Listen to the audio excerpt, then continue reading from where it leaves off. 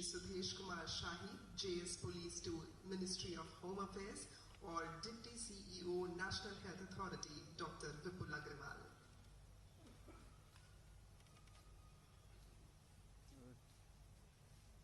इस हस्ताक्षर के साथ ही मैं अनुरोध करना चाहूंगी साइनिंग ऑफिशियल से कि आप कृपा करके मंच के समक्ष पधारें और इस समझौता ज्ञापन का विनिमय करें।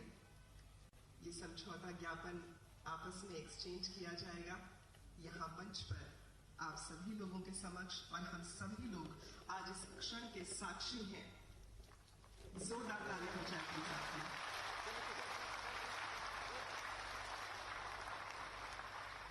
धन्यवाद महोदय।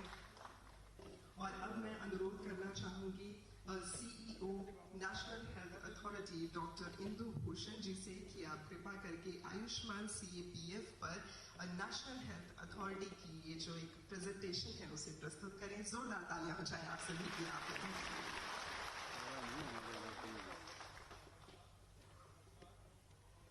माननीय केंद्रीय गृह मंत्री महोदय, माननीय मुख्यमंत्री जी, माननीय गृह राज्य मंत्री जी, माननीय स्वास्थ्य मंत्री जी, माननीय गृह सचिव महोदय, माननीय DG CRPF महोदय, यहाँ उपस्थित CAPF के महानिदेशकगण, भारत सरकार एवं राज्य सरकार के अधिकारीगण और साथियों,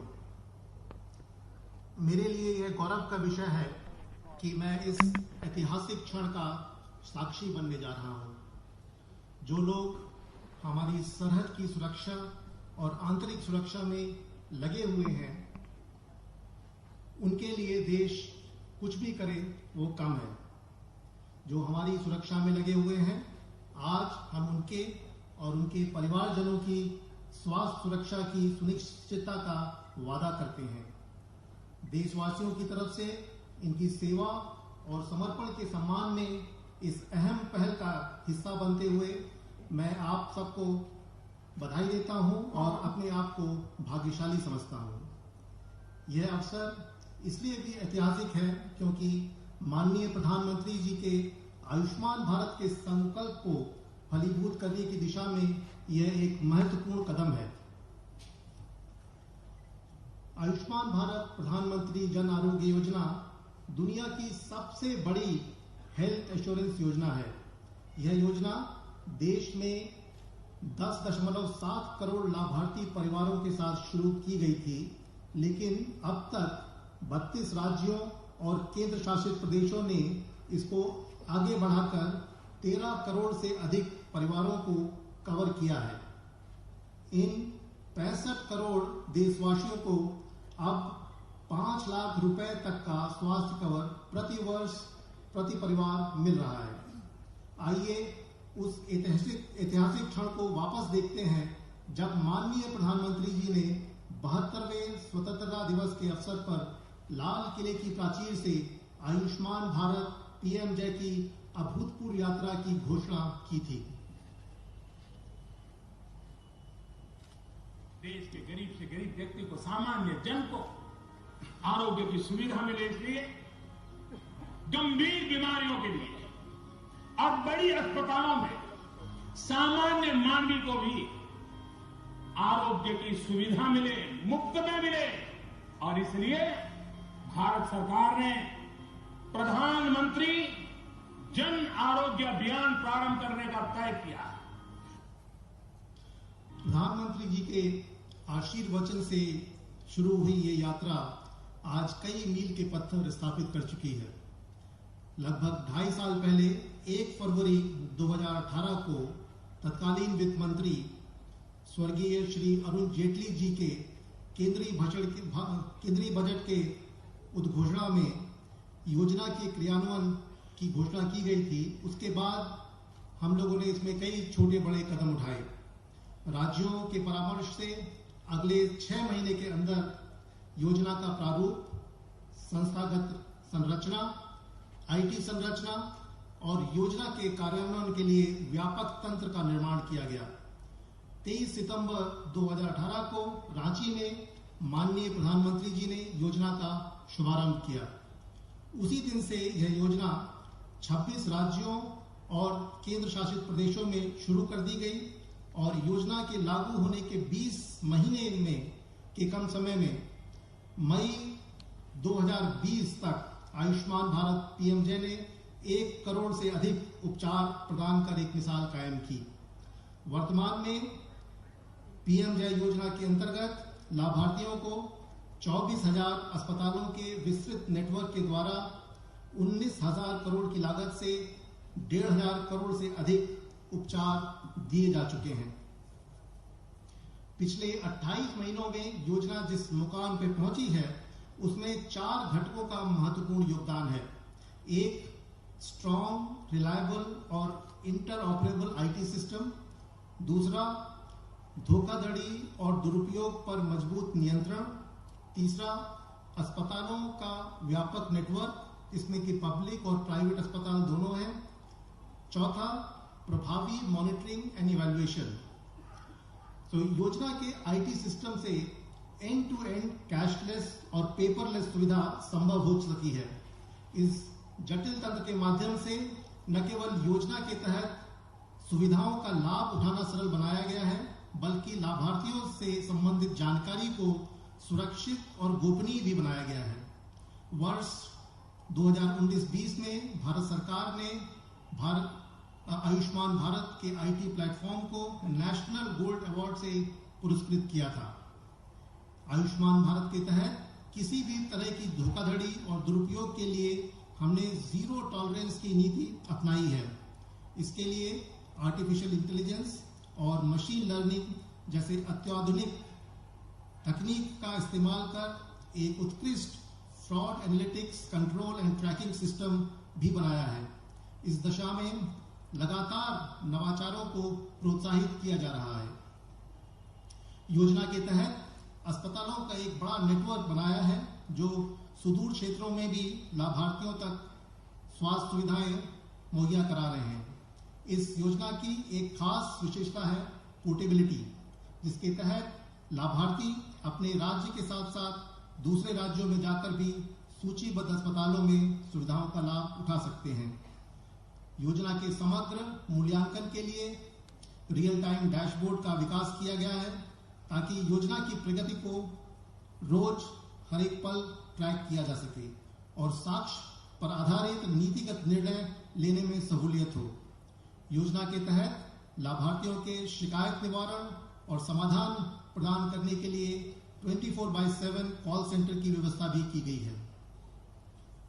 वर्तमान में अगर हम देश में चल रही विभिन्न स्वास्थ्य योजनाओं को देखते हैं तो हम पाते हैं कि अलग अलग लाभार्थी वर्ग के लिए भिन्न भिन्न प्रकार की स्वास्थ्य योजनाएं भिन्न भिन्न संस्थाएं चला रही हैं। उदाहरण के लिए ईएसआई के लिए अलग योजना है, केंद्र सरकार और राज्य सरकार के कर्मचारियों के लिए अलग योजना है, रेलवे कर्मचारियों के लिए अलग योजना है। इसी प्रकार से कई राष्ट्रीय कार्यक्रम हैं और हम लोगों ने ये भी देखा है कि कई लाभार्थी वर्ग एक से अधिक योजना में शामिल हैं।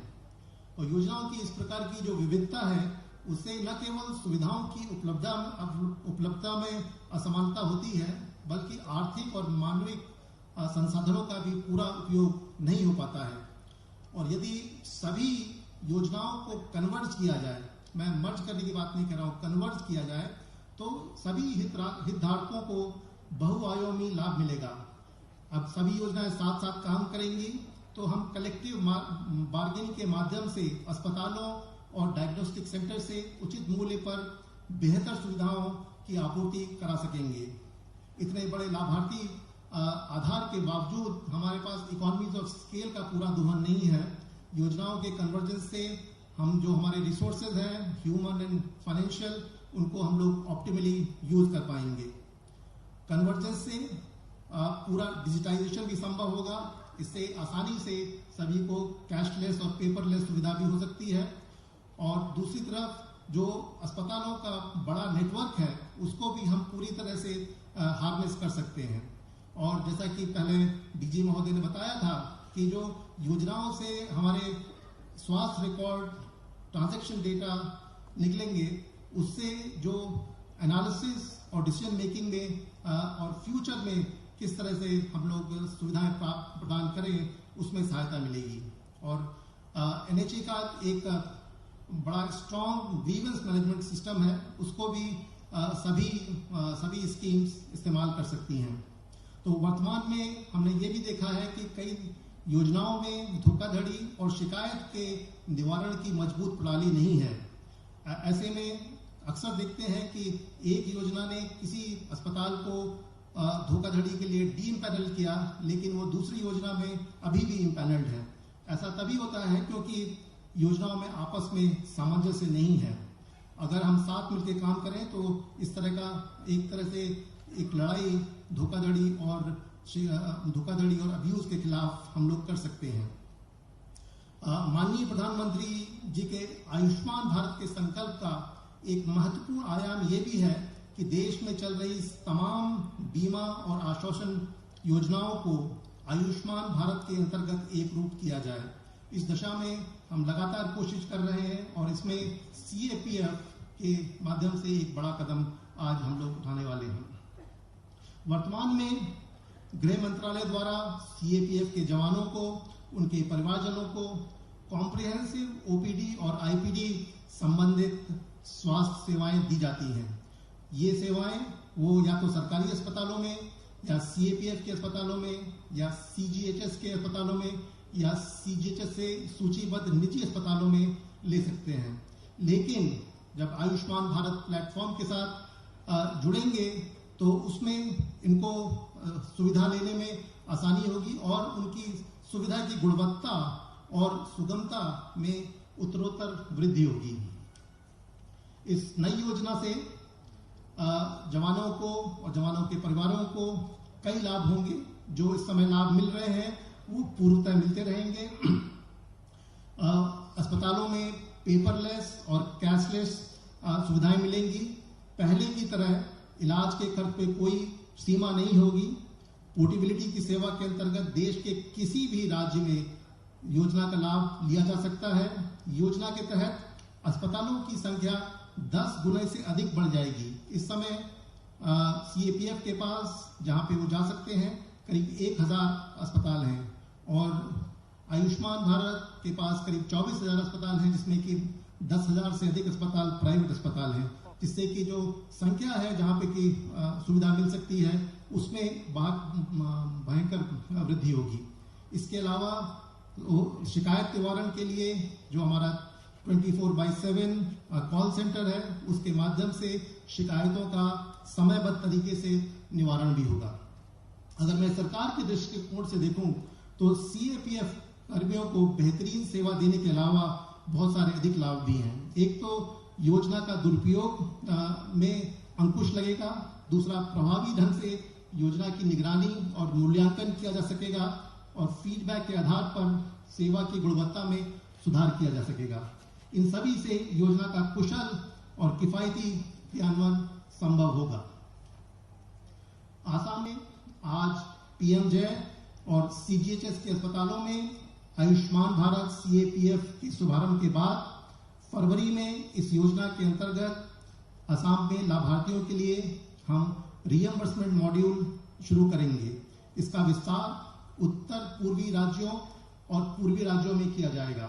मार्च में इस योजना का विस्तार उत्तरी और पश्चिमी भारत में किया जाएगा और मार्च के अंत में दक्षिणी राज्यों और शेष बचे अन्य आयुष्मान भारत राज्यों में इसका विस्तार करेंगे।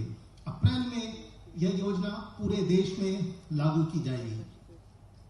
इस समय मैं आश्वस्त हूं कि CAPF कर्मियों और उनके आश्रितों को आयुष्मान भारत CAPF योजना के तहत बेहतर स्वास्थ्य सुविधाएं उपलब्ध होंगी।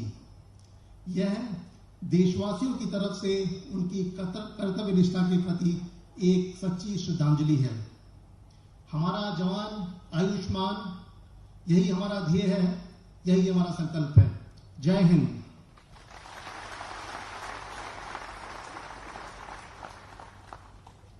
अब मैं माननीय केंद्रीय गृह मंत्री महोदय से अनुरोध करता हूं कि वे अपने कर कमलों से वीडियो द्वारा इस योजना का शुभारंभ करें।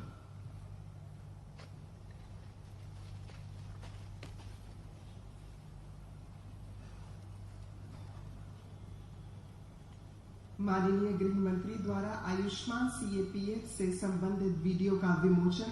आप सभी की करतल ध्वनि। श्री अमित शाह के कर्तव्यों द्वारा आज 23 जनवरी 2021 को आयुष्मान CAPF का शुभारंभ। प्रधानमंत्री श्री नरेंद्र मोदी ने लगभग 2 वर्ष पूर्व भारत को आयुष्मान बनाने का निश्चय किया था। आज ये संकल्प करोड़ों भारतवासियों की जिंदगी का कायाकल्प कर उनके चेहरों पर मुस्कान ला रहा है। समाज की आखिरी पंक्ति में जो इंसान खड़ा है, गरीब से गरीब को इलाज मिले, स्वास्थ्य की बेहतर सुविधा मिले, गरीब की सेवा करने का मैं समझता हूं उससे बड़ा कोई कार्यक्रम नहीं हो सकता है, अभियान नहीं हो सकता है, योजना नहीं हो सकती। देश के 50 करोड़ से ज्यादा भाई बहनों को 5 लाख रुपए तक का हेल्थ एश्योरेंस देने वाली ये दुनिया की अपनी तरह की सबसे बड़ी योजना है। योजना के प्रारंभ से अब तक 24,000 से अधिक अस्पताल योजना में सूचीबद्ध हुए हैं, जिनमें 19,000 करोड़ से अधिक की लागत से 1.5 करोड़ से अधिक उपचार हुए हैं। प्रधानमंत्री जी के इसी संकल्प को आगे बढ़ाते हुए आज आयुष्मान भारत योजना का विस्तार किया जा रहा है, जो हमारी और देश की सुरक्षा के लिए अपनी जिंदगियों को दांव पर लगा देते हैं, उनकी जिंदगियों को छूने जा रही है अब आयुष्मान भारत योजना।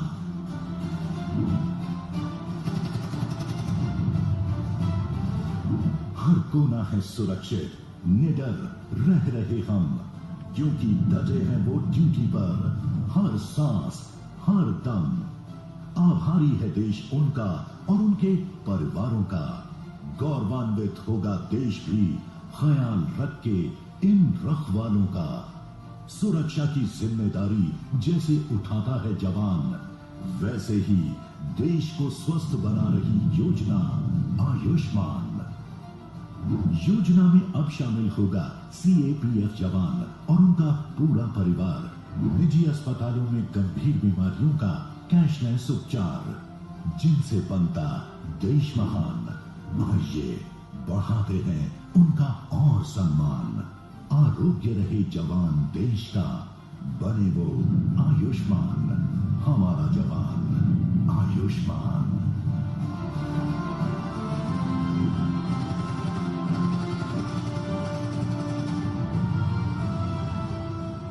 एक कर्तव्य जवान निभाता है, एक कर्तव्य अब आयुष्मान भारत निभाएगा।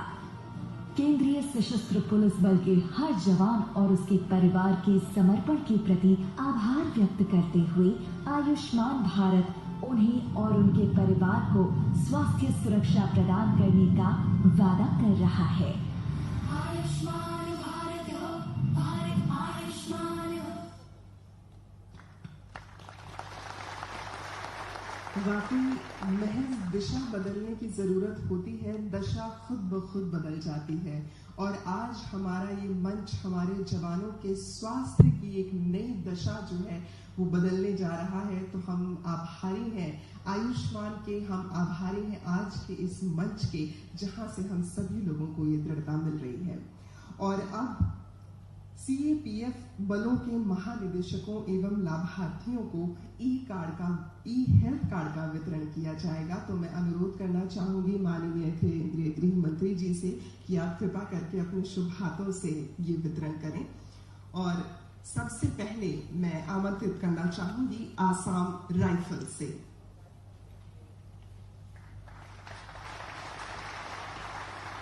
आसाम राइफल से 2IC गंगा सिंह। आप सभी की तालियों की गड़गड़ाहट यूं ही बनी रहे। ई हेल्थ कार्ड दिया जा रहा है हमारे लाभार्थियों को।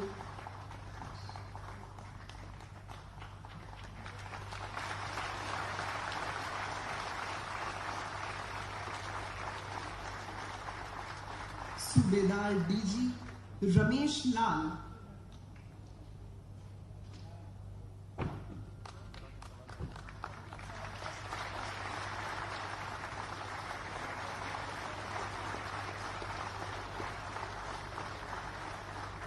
RFWGD लिपिका दौले। आप सभी की तालियों के साथ हम अभिनंदन करते हैं अपने लाभार्थियों का।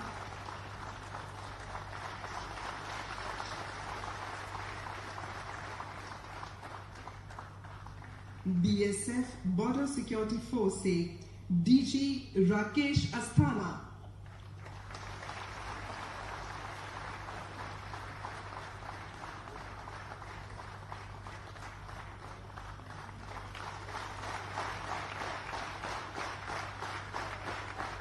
ASI सज्जन सिंह,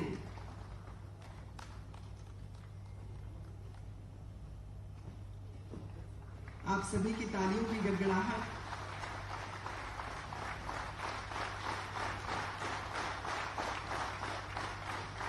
महिला कांस्टेबल पैम्पी बाशिया,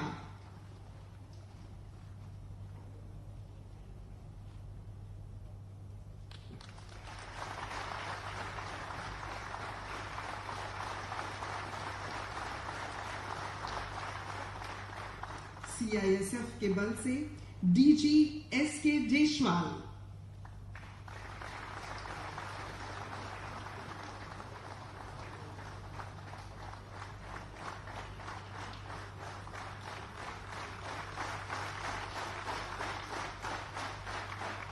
लेडी ASI भावना कुमारी,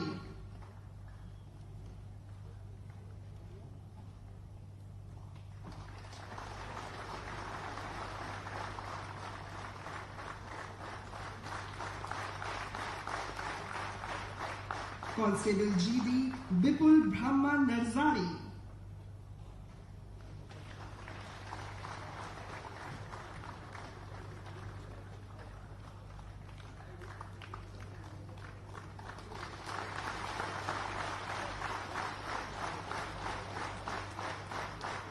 केंद्रीय रिजर्व पुलिस बल CRPF से DG doctor AP Maheshwari,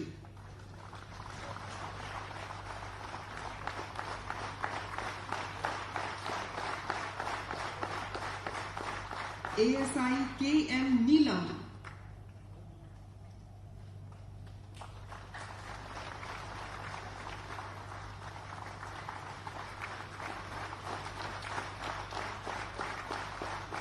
constable GD Mrinal Chaudhary,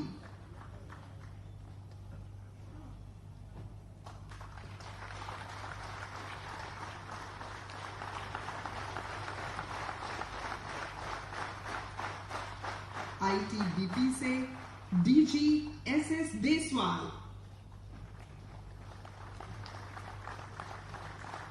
आप सभी की कटल ध्वनि बनी रहे।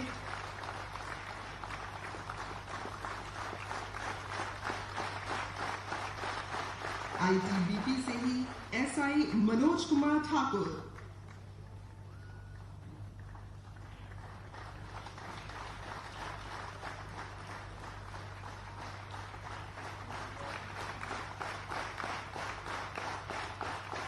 Constable Neetu Chhetri,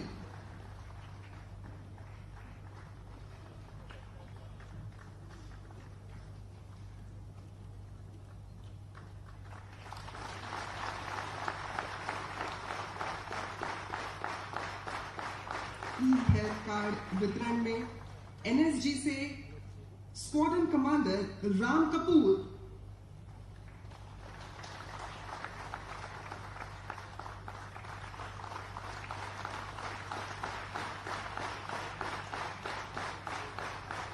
assistant commander 1 Raymond रुकली,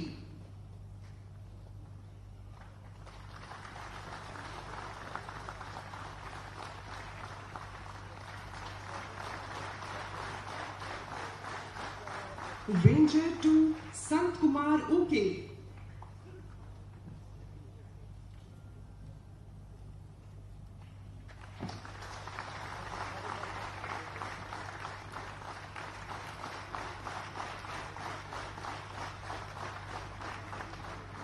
SSB से director general Kumar Rajesh Chandra,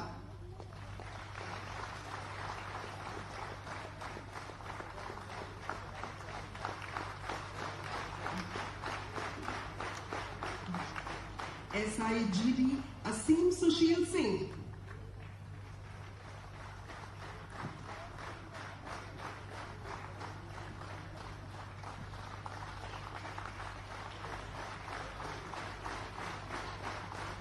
constable GD बोनुश्री Basu मतारी,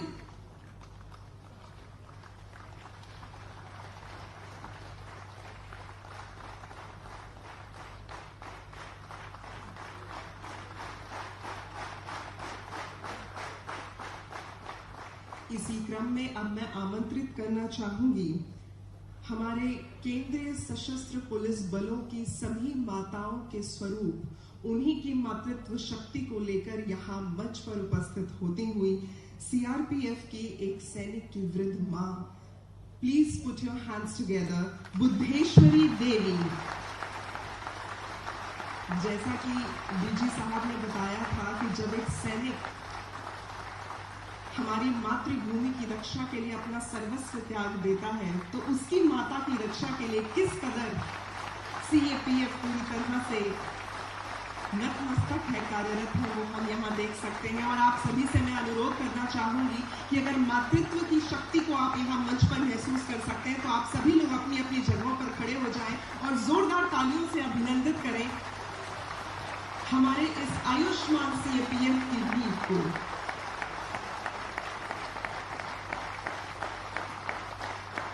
आपका बहुत बहुत धन्यवाद महोदय। मातृत्व की ये वो शक्ति है जो एक बच्चे को एक हाथ से अगर थप्पड़ देती है तो दूसरे हाथ से निवाला भी खिलाती है।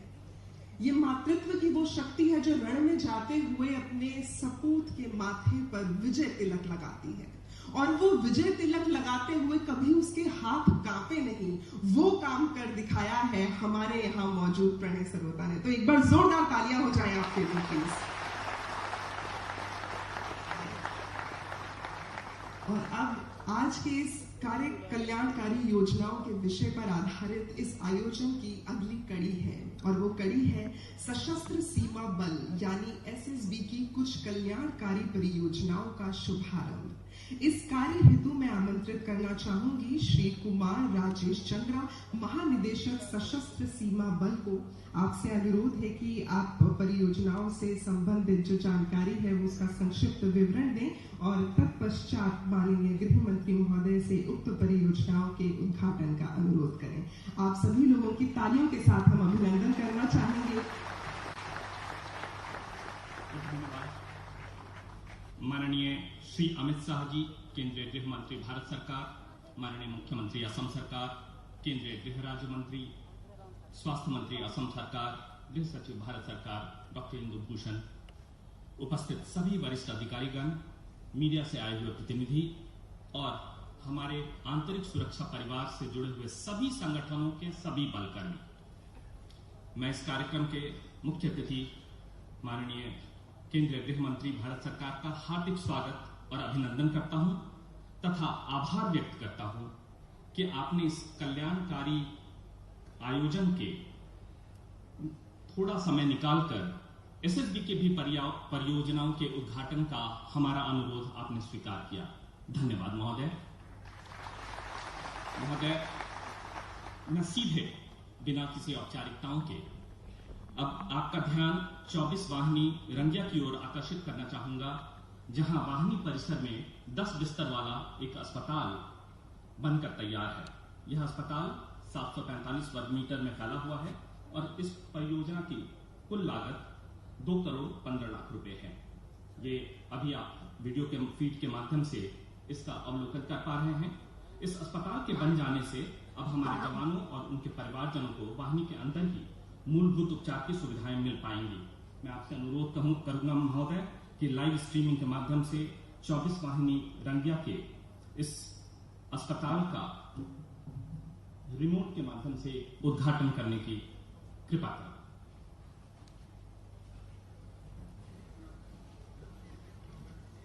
दूसरी वाहिनी सशस्त्र सीमा बल रंगिया का अस्पताल है। इसकी कुल लागत 2 करोड़ 14 लाख रुपए है। इस अस्पताल का लोकार्पण माननीय श्री अमित शाह जी, केंद्रीय गृह मंत्री भारत सरकार द्वारा किया जा रहा है।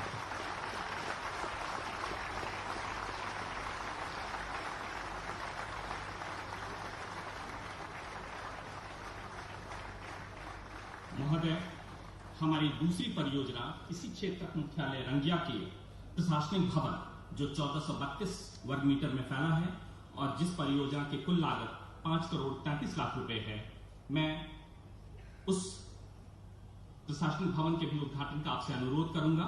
इस प्रशासनिक भवन के निर्माण से यहां तैनात अधिकारियों कर्मचारियों को बेहतर कार्य वातावरण मिल पा रहा है और उससे उनके कार्य क्षमता में निश्चित तौर पे वृद्धि हो पाएगी। अब मैं आपको लाइव स्ट्रीमिंग के माध्यम से क्षेत्र मुख्यालय रंगिया के प्रशासनिक भवन का वर्चुअल टूर करा रहा हूं।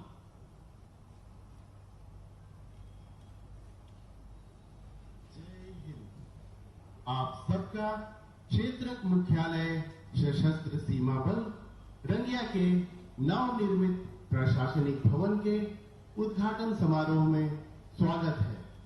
समस्त एसएसबी रंगिया परिवार के लिए आज अत्यंत गौरव का पल है कि नवनिर्मित प्रशासनिक भवन का उद्घाटन माननीय गृह मंत्री श्री अमित शाह जी के कर कमलों से हो रहा है। महोदय, अब मैं गृह मंत्री जी से अनुरोध करना चाहता हूं कि आप अपने सामने रखे रिमोट के माध्यम से इस प्रशासनिक भवन का उद्घाटन करने की कृपा करें।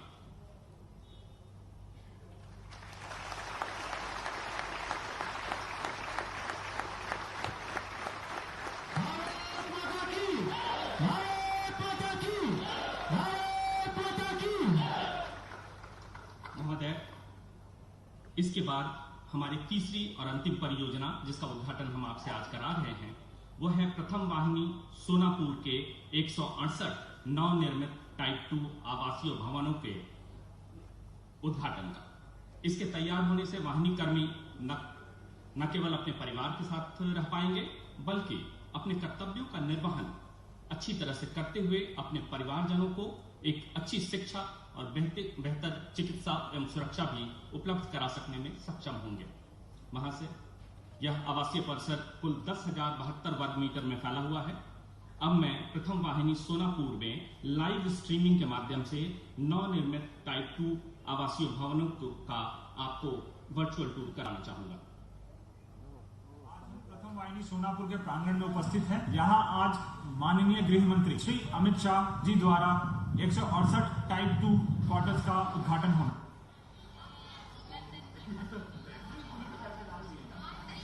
उपस्थित प्रथम वाहिनी सोनापुर के जवान और उनके परिवारजन बेसब्री से इंतजार कर रहे हैं उद्घाटन हो और उन्हें यह क्वार्टर आवंटित हो। प्रथम वाहिनी सोनापुर के प्रांगण के भीतर रहने का अवसर प्राप्त होगा जिससे वह निश्चित होकर देश के किसी भी कोने में अपनी सेवाएं प्रदान कर सकते हैं। अब हम मानव के परिवारजनों से वार्तालाप करते हैं।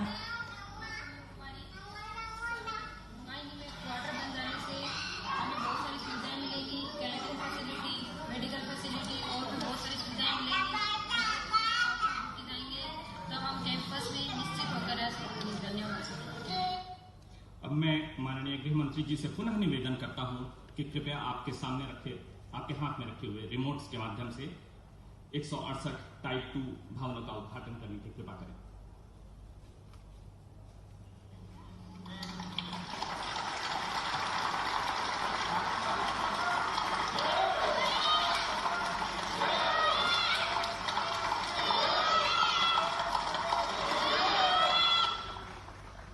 महोदय, अंत में मैं एक बार फिर से आपका इन सभी परियोजनाओं का उद्घाटन करने के लिए हार्दिक धन्यवाद। धन्यवाद महोदय। और अब मैं अनुरोध करना चाहूंगी असम के स्वास्थ्य मंत्री श्री हेमंता बिस्वा शर्मा जी से कि आप सभा को संबोधित करें। आप सभी के करतल ध्वनि के साथ हम उनका अभिनंदन करते हैं।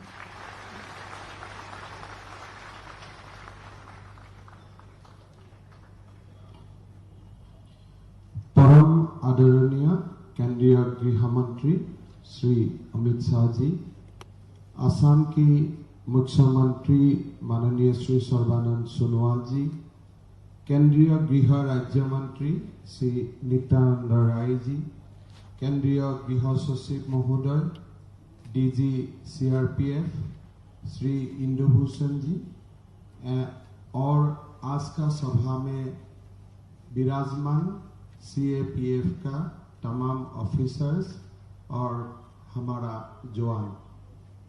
मैं पहले केंद्रीय गृह मंत्री अमित शाह जी को धन्यवाद करना चाहता हूं कि आज इतना बड़ा कल्याणमयी योजना को शुरुआत करने के लिए उन्होंने असम का ये पवित्र धरती को चुना।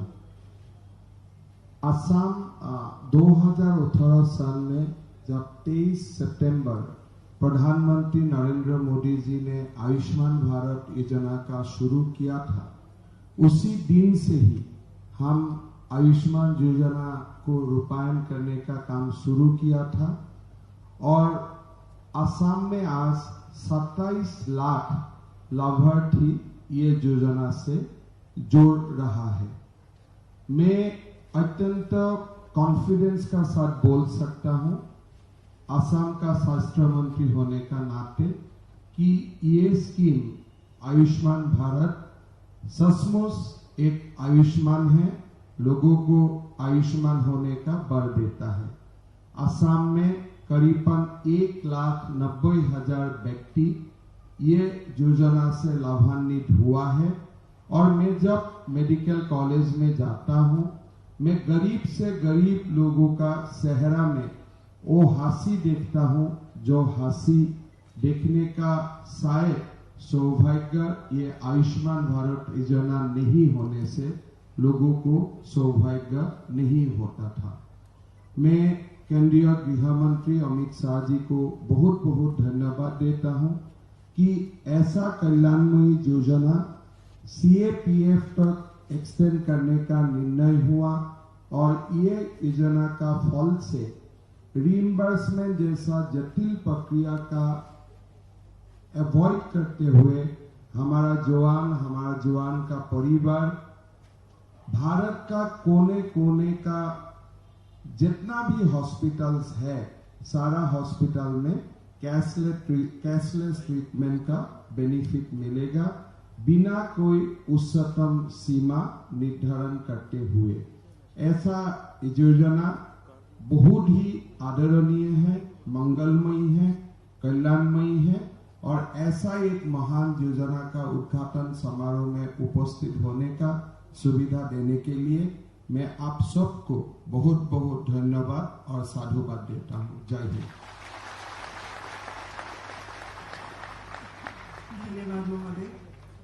दोस्तों, कहा जाता है कि कोई भी इंसान दुनिया में किसी के आगे जो इंसान ना झुकता हो, लेकिन परिवार के लिए उसे जहां झुकना पड़े वो झुक जाता है।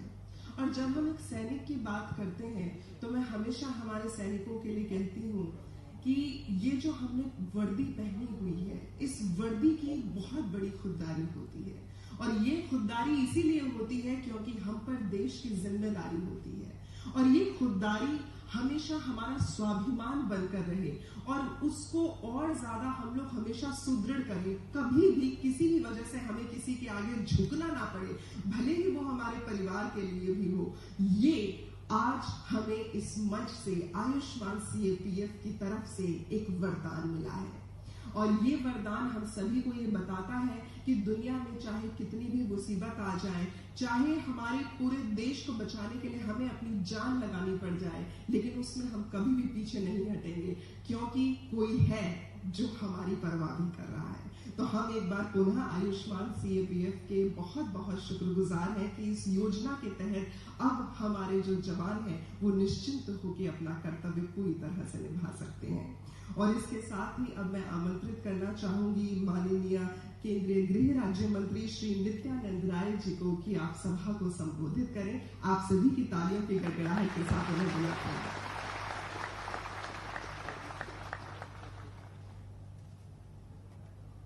आज आयुष्मान सीएपीएफ के 3 महत्वपूर्ण इस कार्यक्रम में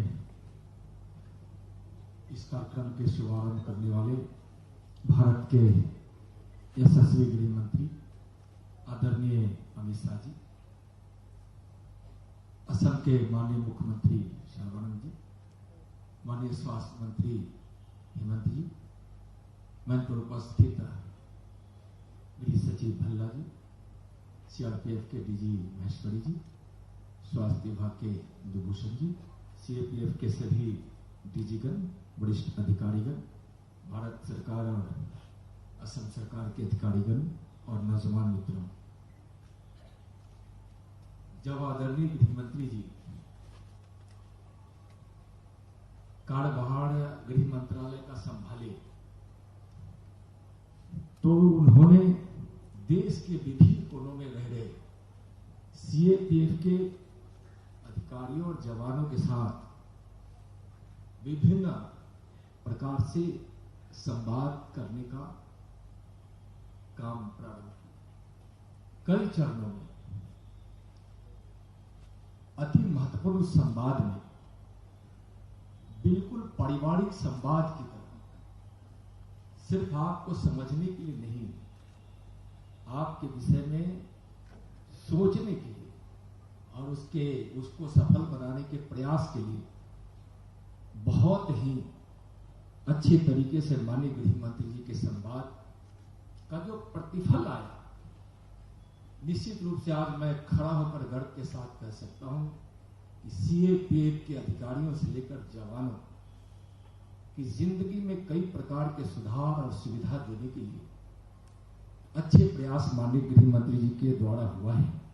और आज उसी का परिणाम है कि माननीय प्रधानमंत्री जी के द्वारा दुनिया की सबसे स्वास्थ्य के क्षेत्र में सबसे बड़ी इंश्योरेंस की योजना, यानी स्वास्थ्य के क्षेत्र की सबसे बड़ी योजना आयुष्मान भारत के अंतर्गत आज आयुष्मान सीएपीएफ भी समाहित माननीय गृह मंत्री जी ने किया है, उसका शुभारंभ किया है। इस पर हम इस अवसर पर आप सबों को हम बहुत बहुत बधाई देते हैं। और माननीय गृह मंत्री जी आपकी ही नहीं, आपके परिवार की भी चिंता करते हैं, इसका परिणाम भी आप सबों के बीच है। माननीय गृह मंत्री जी के विश्वास के रूप में सीएपीएफ है और अटूट विश्वास जो माननीय गृह मंत्री जी का है, सीएपीएफ भी उसी तत्परता और संकल्प के साथ माननीय गृह मंत्री जी और प्रधानमंत्री जी के विश्वास के लिए देश और समाज की सेवा में दिन रात लगा है। हर सफलता आपके समक्ष हो, इसी शुभकामना के साथ बहुत बहुत धन्यवाद। धन्यवाद महोदय। कहा जाता है जब भी कोई शुभ कार्य होता है तो जिस भूमि पे वो शुभ कार्य होता है वो भूमि स्वयं उस कार्य की साक्षात बन जाती है, एक ऐसी साक्ष्य बन जाती है जो इतिहास के पन्नों में दर्ज हो जाती है। और आज असम गुवाहाटी का ये क्षेत्र जो है ये पूरी तरह से हमारे आयुष्मान के इस पूरी योजना का साक्षी बना है। तो अब मैं अनुरोध करना चाहूंगी माननीय मुख्यमंत्री महोदय सर्बानंद सोनोवाल जी से कि आप हम सभी लोगों को संबोधित करें। जोरदार तालियां हो जाए प्लीज आपकी।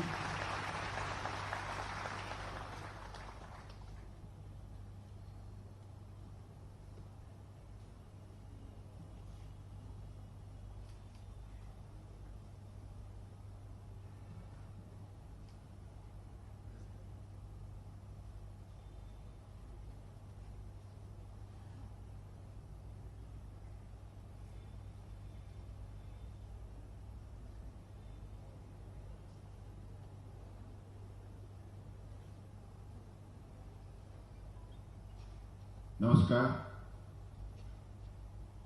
आज आयुष्मान सीएपीएफ की इस कार्यक्रम में हमारे बीच उपस्थित हमारे देश की परम आदरणीय गृहमंत्री अमित शाह जी और केंद्रीय राज्य गृह मंत्री नित्यानंद राय जी, असम सरकार में मंत्रिपरिषद में मेरे सहयोगी स्वास्थ्य मंत्री डॉक्टर हिमंत बिश्व शर्मा जी,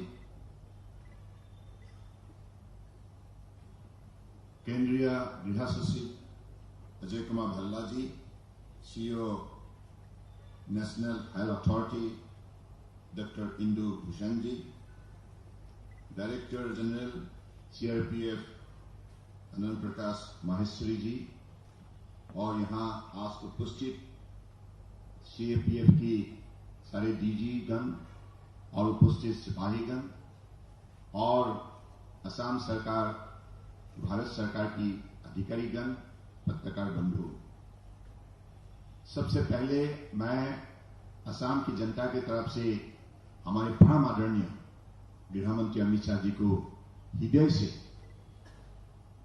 आभार व्यक्त करना चाहता हूं, क्योंकि उन्होंने जब से गृह मंत्री का दायित्वभार संभाला तब से सिर्फ हमें नहीं, सारा देश के लिए उन्होंने जो मजबूत कदम उठाए हैं, देश की हिफाजत के लिए, इस एक निष्ठावान देशभक्त के हिसाब से उन्होंने जो कदम उठाए हैं, इसके लिए आज हम सब इस विषय पर गर्व महसूस करता हूं। और आज उन्होंने और भी एक महत्वपूर्ण कदम उठाए। हमारे पैरामिलिट्री फोर्सेस के जवानों के लिए जो आयुष्मान भारत स्कीम के द्वारा उनकी जीवन हमेशा सुखी रहे, तंदुरुस्त रहे, सुस्वास्थ्य रहे, इस उम्मीद के साथ जो स्कीम लागू कराने में उन्होंने कदम उठाए, इसके लिए भी मैं धन्यवाद देता हूं। और आज मैं खास करके ये बात मैं गंभीर रूप से उपलब्धि करता हूं, हमारे देश की नौजवान, हमारे सिपाही, खास करके हमारे देश की जनता की सुरक्षा के लिए वो जीवन बलिदान देते हैं और देश के अंदर शांति बरकरार रहे, इसके लिए वो मेहनत करते हैं। तो इसलिए इन सिपाहियों के लिए जो कदम उठाया गया है, मुझे लगता है कि इस कदम के द्वारा हमारे हर सिपाहियों का मनोबल बढ़ेगा, उनको भी साहस मिलेगा और उनको भी ऐसा लगने लगेगा कि देश हमारा साथ है और इसलिए हम किसी भी परिस्थिति में पीछे नहीं देखेंगे, हम आगे चलते रहेंगे और देश के लिए जैसा हमारी तरफ से सेवा जरूरत है, ऐसा सेवा करने के लिए हम प्रतिबद्ध रहेंगे। मुझे लगता है कि ऐसा एक हमारे देश के सिपाहियों ने पिछले कई सालों से दिखाते आए हैं। अपने कर्मभूमि में उन्होंने निष्ठा से जो उन्होंने अपना कर्म निभाया है, प्रतिज्ञा निभाया है, इसकी वजह से आज हमारा देश एक मजबूत देश के हिसाब से सारी दुनिया में अपना पहचान बना पाया है। हमारे देश के आदर्शवादी नेता प्रधानमंत्री नरेंद्र मोदी जी की नेतृत्व पर आज सारा देश एक साथ मिलकर दुनिया के सर्वश्रेष्ठ राष्ट्र के हिसाब से अपना प्रतिष्ठा बनाने में लगे हुए हैं और हमारे देश के मजबूत बहादुर नेता गृह मंत्री अमित शाह जी ने इन कम दिनों के अंदर जो काम उन्होंने करके दिखाया है, खास करके आर्टिकल 370 रिवोकेशन के सिलसिले में उन्होंने जो कदम उठाए, देश कभी भी अमित शाह को भूल नहीं सकते, कभी भी भूल नहीं सकते। आपने देश की हिफाजत के लिए एक बहादुर सिपाही का भूमिका पालन किया, निष्ठावान देशभक्त का काम आपने किया है, इसलिए मैं आपको फिर से हृदय से आभार व्यक्त करते हुए और यहां उपस्थित सभी हमारे परम आदरणीय व्यक्तिगणों को मैं प्रणाम देते हुए अपना भाषण को विराम देता हूं। धन्यवाद। जय हिंद। धन्यवाद। दोस्तों, जब एक माता अपनी कोख माँ भारती को अर्पित कर देती है तो वो अपने सपूत से एक ही बात कहती है कि मैंने तुझको जो जन्म दिया, मैंने तुझको जो जन्म दिया वो तभी सफल हो पाएगा जब विजय श्री को वरमाला मेरा सुत खुद पहनाएगा। और रण में वो सैनिक जब विजय श्री को वरमाला पहनाएगा तो ये बात अब हमेशा हम सभी के जहन में रहेगी कि उनकी माता को, उनके परिजनों को आरोग्य श्री हमेशा हमेशा ये CAPF आयुष्मान प्रदान करता रहेगा। तो एक बार पुनः इस योजना के लिए आप सभी लोगों की जोरदार करतल ध्वनि जरूर बनती है। और साथ ही मैं आभार व्यक्त करना चाहूंगी केंद्रीय गृह मंत्री श्री अमित शाह जी का कि आज आपने ब्रह्मपुत्र की इस धरती पर इन सभी पुत्रों को आयुष्मान का ब्रह्म आशीष दिया है। हम सभी आपके आभारी हैं। जोरदार तालियों से स्वागत कीजिएगा श्री अमित शाह जी। मैं आपसे अनुरोध करना चाहूंगी सर, आप सभी सभा को संबोधित करें।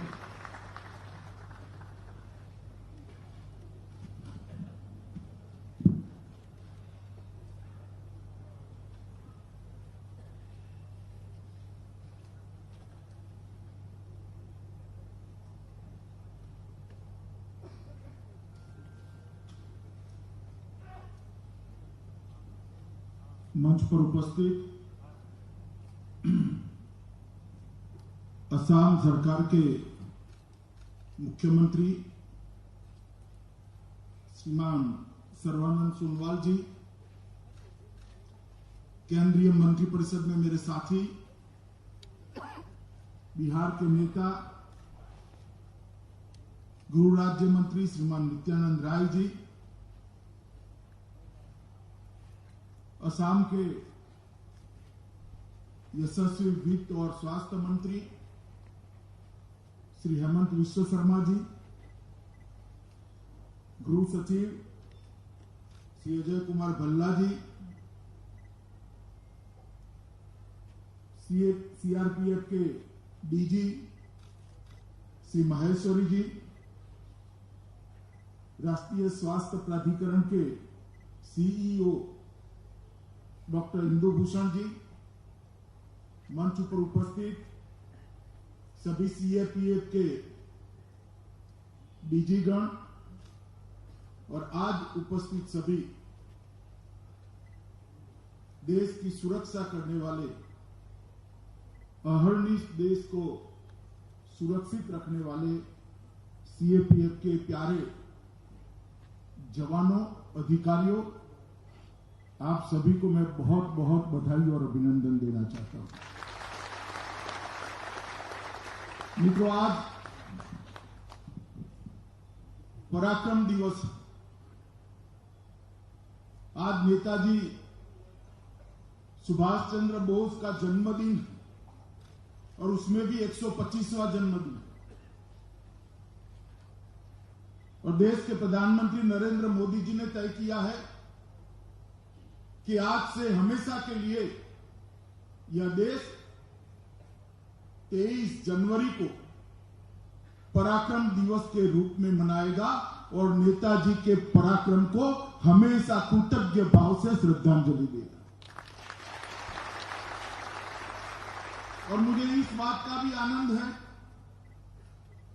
कि आज के ही दिन अपने पराक्रम से, पराक्रम की पराकाष्ठा से देश की सीमाओं को जो सुरक्षित रखते हैं,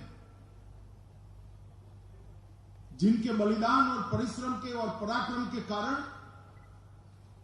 देश चैन की नींद सो पाता है। देश की सीमा के अंदर किसी भी व्यक्ति को कोई कठिनाई का सामना नहीं रहता। हमेशा अपना तिरंगा गगन के अंदर शान के साथ लहराता है। हमारा सार्वभौमत्व, हमारी संप्रभुता, इसकी रक्षा होती। ये सभी CRPF के पराक्रमी जवानों के स्वास्थ्य और उनके परिवारों के स्वास्थ्य के लिए आज से एक नई योजना शुरू हो रही है। इसका भी मुझे बहुत आनंद है। ये आयुष्मान सीएपीएफ योजना चालू करने के लिए आज के दिन से बेहतर दिन नहीं हो सकता, क्योंकि सुभाष बाबू एक ऐसा व्यक्तित्व था जिसको किसी ने कोई अवार्ड नहीं दिया। देश की जनता आज भी सुभाष बाबू के साथ नेताजी का सम्मान जोड़कर उनको कृतज्ञ भाव से याद करती है। एक यशस्वी तेजस्वी विद्यार्थी जो आईसीएस बने, आईसीएस बनने के बाद अंग्रेजों की नौकरी करना पसंद नहीं किया, अंग्रेजों के खिलाफ देश के स्वतंत्रता के लिए लड़ाई लड़नी पसंद की। एक कुशल प्रशासक, चाहे कलकत्ता म्युनिसिपल कॉर्पोरेशन के चीफ एग्जीक्यूटिव ऑफिसर बने या मेयर बने, उन्होंने कुशल प्रशासक के दर्शन कराए। 2 बार कांग्रेस पार्टी के अध्यक्ष बने, और जब उनको लगा कि द्वितीय विश्व युद्ध में अंग्रेज दबा हुआ है, मौका है देश के लिए, अंग्रेजों की नजर कैद से 7000 किलोमीटर के अज्ञातवास के माध्यम से दूर जाकर आजाद हिंद फौज की रचना करी। और देश में पहली बार तिरंगा फहराने का अगर सम्मान किसी को मिला है तो सुभाष बाबू को मिला है। उन्होंने उस दिन घोषणा की थी कि आज मैं आजाद भारत की धरती पर पग रहा। उन्होंने नारा दिया था, तुम मुझे खून दो, मैं तुम्हें आजादी दूंगा। और ये नारा आज भी देश भर के युवाओं के अंदर चेतना और उत्साह को भरता है, राष्ट्र भक्ति और राष्ट्र के प्रति समर्थन को बढ़ावा देता है। और सुभाष बाबू के जीवन के अंदर इतने कष्ट, इतनी कठिनाइयां, स्वास्थ्य अच्छा न होने के बावजूद दूर दराज के देशों के अंदर एक देश से दूसरे देश, दूसरे देश से तीसरे देश, अंग्रेज सत्ता जिसके लिए कहा जाता था कि इनके राज्य का सूरज कभी डूबता नहीं है, 27,000 किलोमीटर सबमरीन के माध्यम से गुजरते गुजरते गुजरते आजाद हिंद फौज की उन्होंने स्थापना करी। और वो महान व्यक्ति का आज जन्मदिन है, और उसी दिन आज सीएपीएफ आयुष्मान का शुभारंभ होने जा रहा है। और उसी पराक्रमी जवानों के लिए जो देश की सुरक्षा करते हैं और उनके पराक्रमी मां बाप के लिए, परिवार के लिए। मुझे बहुत आनंद है इस विभाग के मंत्री के नाते कि जो जवान देश की अहर्निश चिंता करते हैं, सुरक्षा करते हैं और सुरक्षा के लिए अपना सर्वोच्च बलिदान देते हुए क्षण भर भी नहीं झिझकते। -40 डिग्री टेम्परेचर से लेकर राजस्थान के रेगिस्तान में 45 डिग्री टेम्परेचर तक मोर्चा संभाल कर डट कर रहते, कोई भी चुनौती हो उसका सामना करते। देश की आंतरिक सुरक्षा की बात हो या सीमाओं की सुरक्षा की बात हो, सीएपीएफ ने जवानों ने एक उज्जवल इतिहास की निर्मिति ये देश के आजाद होने के बाद प्रस्तुत की है। और पूरा देश आप लोगों को सम्मान के साथ देख रहा है, आपकी वीरता, आपके समर्पण और आपके बलिदानों को सैल्यूट करता है। और आज सीएपीएफ के जवानों के लिए एक बहुत बड़ी योजना लेकर इसकी शुरुआत होगी। मित्रों, जब मैं गृह मंत्रालय का प्रभार संभाला तब सभी सीएपीएफ के लगभग 150 जवानों के साथ चर्चा भी की थी, उनके साथ भोजन भी किया था। उसमें कुल मिलाकर 3 बातें उभर कर आती थी जो उनके चेहरे पर दर्द की लकीर दिखाती थी। वो दर्द उनको कभी अपनी ड्यूटी करने के लिए बाधित नहीं करता, मगर एक हृदय में से टीस निकलती थी। एक तो उनकी स्वास्थ्य सेवाओं के लिए जो योजना है वो पूर्ण योजना नहीं, इनके रीइंबर्समेंट के लिए, अस्पतालों के अंदर जगह की उपलब्धता के लिए, और कई जगह अस्पताल न होने के कारण उनके परिवारजनों को, उनको बहुत दिक्कतें आती थी। दूसरा, हाउसिंग का सेटिस्फेक्शन रेशियो बहुत नीचे है। वो असम राइफल की एक राइफल वुमेन ने जब कहा तब मुझे भी लगा, मैंने जाकर मंत्रालय में जांच करी तो 7 अर्थ में सेटिस्फेक्शन रेशियो बहुत नीचे। और तीसरा, उन्होंने कहा कि जगह जल्दी भरी नहीं जाती, रिक्रूटमेंट समय पर नहीं होता, इसलिए हमें पूरा साल लगभग ड्यूटी पे तैनात रहना पड़ता है। हम हमारे परिवार के साथ नहीं रह सकते, इससे परिवार में भी तनाव बढ़ता है, इसमें हमारा भी मानसिक तनाव बढ़ता है, ड्यूटी करने में दिक्कत आती है। और जब ये बात वो बता रहे थे तो वो कंप्लेन नहीं कर रहे थे, मुझे बहुत उकसा कर उनको पूछना पड़ता था, तब जाकर वो बोल रहे थे। ये तीनों बातों को भारत सरकार ने, गृह मंत्रालय ने सुधारने का निर्णय उसी दिन कर दिया था जब जवानों के साथ मेरा संवाद हो रहा था। क्योंकि मैं मानता हूं कि जो जवान सरहद पर, सीमा पर अपना सर्वस्व न्यौछावर करता है, कम से कम उसको उसके परिवार की चिंता नहीं होनी चाहिए। वो हम सब की जिम्मेदारी है, भारत सरकार की जिम्मेदारी है कि उनके परिवार की ओर से वो निश्चिंत होकर मां भारती की सेवा में वहां डटे रहे। ये जिम्मेदारी उन पर नहीं होनी चाहिए। और इसीलिए जब सीएपीएफ के अंदर हर सीएपीएफ के लिए रिव्यू की मीटिंगें हुई, तब ये योजना का विचार हुआ। और मुझे कहते हुए आनंद है कि प्रधानमंत्री जी ने जो योजना बनाई है, आयुष्मान भारत योजना, इसका ही एक एक्सटेंशन आज सीएपीएफ आयुष्मान के नाम से सभी सीएपीएफ के कर्मचारी और उनके परिवारजनों के लिए आज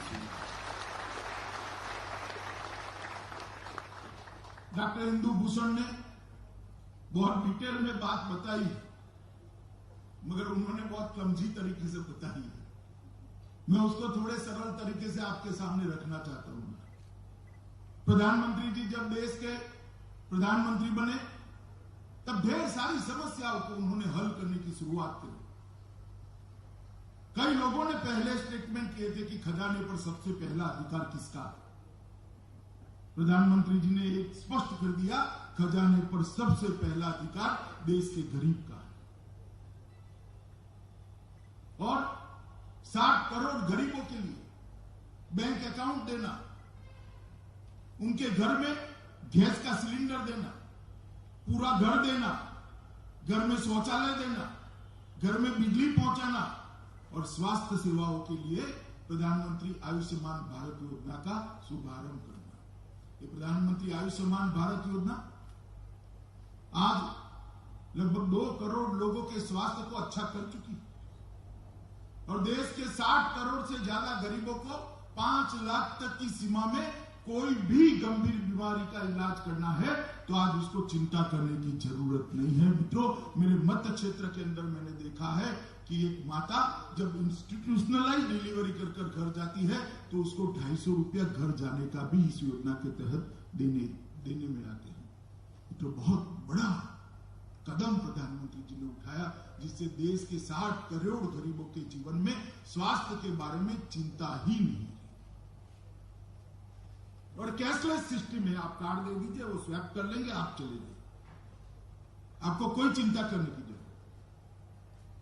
और उसी का मॉडल अपनाते हुए गृह विभाग ने एक प्रधानमंत्री आयुष्मान भारत योजना का एक एक्सटेंशन सीएपीएफ आयुष्मान की आज शुरुआत की। इसके तहत लगभग 10 लाख सीएपीएफ के जवान और अधिकारी और 50 लाख के आसपास कुल मिलाकर उनके परिवार परिजन, ये 50 लाख लोगों को कहीं पर भी देश के अंदर 24,000 अस्पताल के अंदर आप सिर्फ कार्ड लेकर उसको स्वैप कर आप आपके परिजनों का इलाज करा सकते हो। घर में बूढ़ी मां है, बीमार पड़ जाए तो आपको चिंता मत करिए, ये कार्ड कोई भी जाकर स्वैप करा लेगा, नजदीक के अस्पतालों में उसका इलाज हो जाएगा। 24,000 अस्पतालों में से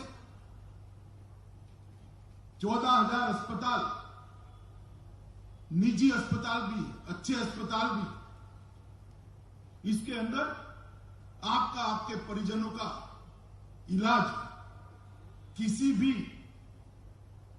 भी तकलीफ के बगैर हो, इस प्रकार की इस योजना को करा है। और मित्रों, जब आप ड्यूटी पर होते हैं तब ढेर सारी दिक्कतें परिवार को झेलनी पड़ती हैं। उसमें से आज एक दिक्कत नरेंद्र मोदी सरकार ने आपकी रिजॉल्व कर दी है। आपके परिवार के स्वास्थ्य के लिए आप निश्चिंत होकर आपकी ड्यूटी करें। और मैं मानता हूं कि ये बहुत बड़ी शुरुआत है। हमने हमेशा से सोचा है कि जो देश के लिए काम करता है, देश ने उसके लिए काम करना पड़ेगा। और मैं मानता हूं कि ये नरेंद्र मोदी सरकार की, प्रधानमंत्री जी की बहुत बड़ी भेंट है हमारे सीआरपीएफ के जवानों के लिए। मित्रों, सैटिस्फैक्शन रेशियो के लिए हमने बहुत बड़ा अभियान उठाया है। आज मैं इतना कह सकता हूं कि सैटिस्फैक्शन रेशियो 1.5 साल पहले लगभग 36% था और 2022 जब 75वीं साल आएगी आजादी की, उस वक्त इसको हम 55% तक पहुंचाने का काम करेंगे। 55% सीएपीएफ के जवानों के लिए रहने को रखा और 25,000 भवन अभी निर्माणाधीन। आज टोकन उसका कुछ भवनों का लोकार्पण भी हुआ है। और मैं मानता हूं कि आपके हेडक्वार्टर पर ही अगर रहने की व्यवस्था होती है तो जब आप हेडक्वार्टर पर वापस आते हो तब परिवार के साथ रहते। और इस सैटिस्फैक्शन रेशियो को धीरे धीरे 65% से ज्यादा ले जाना, इसका लक्ष्य हमने रखा है। और 2024 के पहले इसको हम निश्चित रूप से 65% से ज्यादा बढ़ाकर आपकी ढेर सारी दिक्कतों का समाधान ढूंढ देंगे। हम ये भी योजना बना रहे हैं कि हर जवान कम से कम 100 दिन साल में अपने परिवार के साथ, 100 दिन जिसमें हेडक्वार्टर पर रहोगे वो जिंदगी पूरी। अगर आप आपके परिवार के साथ रह सको, इस प्रकार का आयोजन करें। अभी कल ही एग्जामिनेशन का रिजल्ट आया है। 50,000 से ज्यादा जवान अब नफरी के अंदर जुड़ जाएंगे और 50,000 जोड़ने की तैयारी हमने साइमल्टेनियसली चालू कर दी है। और अब प्लानिंग कर रहे हैं कि 5 साल की भर्ती का जो रिटायरमेंट का चक्र होता है, उससे पूरा प्लानिंग कर एक जवान जाएगा, शायद उसी दिन दूसरा जवान इसको रिप्लेस करेगा, ट्रेनिंग के साथ वो तैयार होगा। इस प्रकार का एक महत्वाकांक्षी कार्यक्रम हम हाथ में ले। तभी यह संभव कि 100 दिन आप आपके परिवार के साथ रह पाओ। तभी यह संभव है कि आपके परिवार का भी तनाव कम हो, आपका भी मानसिक तनाव कम हो। और सीमा पर निश्चित होकर आप आपकी ड्यूटी कर पाओ, इस प्रकार की व्यवस्था गृह मंत्रालय बनाने के लिए आगे बढ़ रहा है। मित्रों, ये जो आयुष्मान सीएपीएफ शुरू हुई आज मई तक, 1 मई के पहले हम इसको कंप्लीटली देश के सभी जवानों के लिए लागू कर इस प्रोजेक्ट को पूरा कर देंगे। और 1 मई के दिन प्रधानमंत्री जी के वरद हस्तों से पूरे सीएपीएफ का आयुष्मान कवच देश के सामने और सीएपीएफ के जवानों को लोकार्पण करने का काम भी हम 1 मई के पहले पूरा करेंगे। इस प्रकार का एक टाइम बाउंड कार्यक्रम बनाया गया है। और मित्रों, मैं यहां से जाकर इसमें शुरुआती दिक्कतें जो आती हैं, वो शुरुआती दिक्कतों को निराकरण के लिए हम एक एजेंसी भी हायर करने वाले हैं, जिस नंबर पर आप कंप्लेन कर पाओगे और धीरे धीरे धीरे इसकी सारी कंप्लेन का निपटारा करते हुए इसको एक संपूर्ण योजना, कंप्लीट प्रोग्राम बनाने का हम प्रयास करेंगे। क्योंकि मैं जानता हूं टीचिंग प्रॉब्लम आते हैं, टीचिंग प्रॉब्लम के निपटारे की अगर व्यवस्था नहीं करते हैं तो वो योजनाएं सफल नहीं होती अपने उद्देश्यों की प्राप्ति में। मगर टीचिंग प्रॉब्लम का निपटारे का साथ में ही विचार कर लेते हैं तो योजनाएं कभी विफल नहीं जाती। और इसलिए जो प्रॉब्लम आए इसको बताने से आपने नहीं झिझकना चाहिए। और ढेर सारे अस्पतालों के अंदर जब आप जाओगे तब आपको अच्छी आवभगत मिले, इस प्रकार की हम पूरी चिंता करेंगे। मित्रों, जब 24,000 कर्म अस्पतालों से आप जुड़ने वाले हो तब एक बात और बताना चाहता हूं।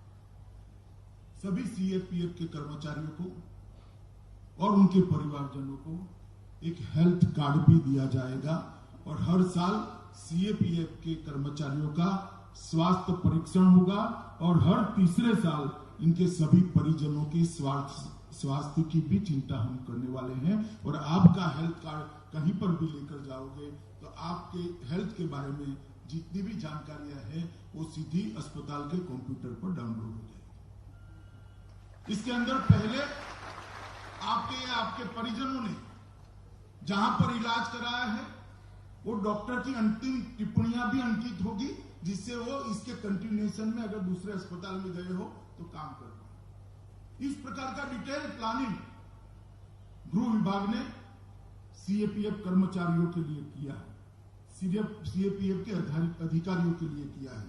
और मित्रों, आज एक जो योजना हुई है इसके लिए मैं मानता हूं कि बहुत बड़ा फर्क इससे आने वाले दिनों में आपके स्वास्थ्य में तो पड़ेगा, आपकी क्षमताओं में भी पड़ेगा।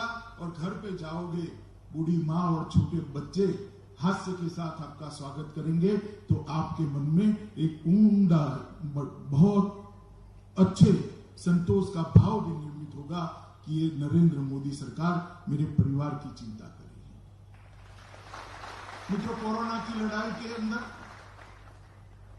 ये 2020 का साल समग्र दुनिया और मानव जात के लिए बहुत चैलेंजेस लाने वाला साल रहा। शायद ही इतना बड़ा संकट मानव जात पर कभी आया होगा। इतने बड़े संकट के सामना मानव जात ने किया, पूरी दुनिया ने किया और मोदी जी के नेतृत्व में भारत ने सफलतापूर्वक किया। ढेर सारे संशय शुरुआती समय में उठाए जाते थे कि 130 करोड़ की आबादी वाला देश और हमारी स्वास्थ्य सुविधाओं को 2M दर्जे की माना जाता है और इसका अस्वीकार भी हम नहीं कर सकते। मगर जब प्रधानमंत्री जी के नेतृत्व में हमने कुछ प्रिकॉशनरी कदम उठाए, समय पर लॉकडाउन किया, पूरी जनता को इसके सामने लड़ने के लिए अलग अलग प्रकार के कार्यक्रम किए गए, जनता कर्फ्यू का ऐलान किया, दिया जलाकर प्रार्थना करने का ऐलान किया, घंटी बजाकर जागृति का ऐलान किया और सभी कोरोना वॉरियर्स को सैल्यूट करने का कार्यक्रम करा। पूरा देश एकजुट होकर कोरोना के खिलाफ लड़ने के लिए एक पेज पर आ गया। और आज आंकड़े मुड़कर देखते हैं तो जो विकसित देश है उसके आंकड़े और भारत के आंकड़ों में भारत बहुत अच्छी स्थिति में दिखाई पड़ता है। पूरे देश में, पूरी दुनिया में जिन देशों के अंदर सबसे कम मृत्यु हुई है वो देशों में हमारा भारत शुमार है। इसका हम सबको गौरव होना चाहिए। आज सबसे कम लोग अस्पताल में हैं उन देशों की सूची में भी भारत शुमार है।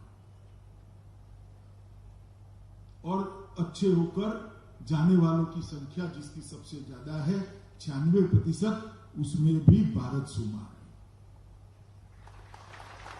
और कोरोना आने से पहले हम मास्क भी नहीं बना सकते थे, पीपीई किट भी नहीं बना सकते थे, वेंटिलेटर भी नहीं बना सकते थे। आज मैं यहां गौरव के साथ कहता हूं, पूरी दुनिया को मास्क, पीपीई किट और वेंटिलेटर देने की क्षमता हमारे उद्योग जगत ने बनाई है और दुनिया में है। ये लड़ाई हम क्यों लड़ पाए?